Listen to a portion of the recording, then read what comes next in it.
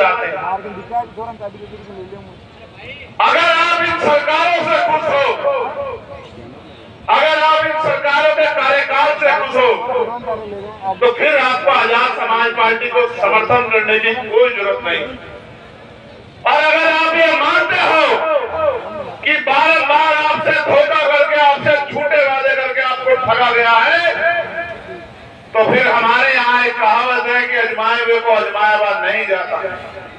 अगर आप मानते हैं कि यहाँ सभी सरकारों ने आपको बेबस, लाचार, गुलाम बनाने का काम किया है, तो मेरे साथियों फिर ऐतिहासिक निर्णय लो, क्योंकि भारत में आज लोकतंत्र है और लोकतंत्र में बहुमत का शासन होना चाहिए। जिनका वोट होना चाहिए उनका राज होना चाहिए, लेकिन वोट यहाँ आपके पास है, राज आपके हिस्से में नहीं आया। आपके हिस्से में आया जुर्म, जाति, बेबसी, लाचारी, अन्याय, अत्याचार और खिंचती खाल, लुटती असमत, ये आपके हिस्से में आया।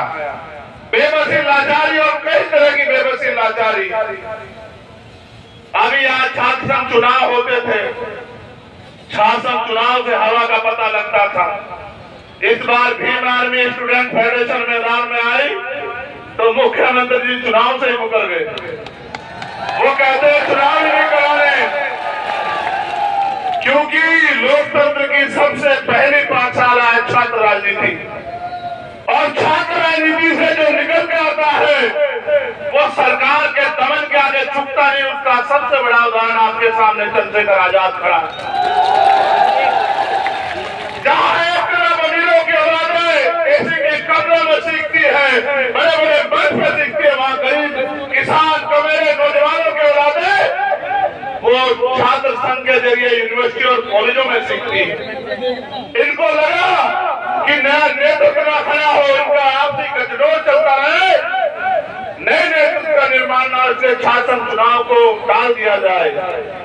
याद रखना मुख्यमंत्री जी, आप भले ही सत्ता की ताकत से शासन चुनाव को ना होने दो, लेकिन आप 2023 का चुनाव नहीं रोक सकते।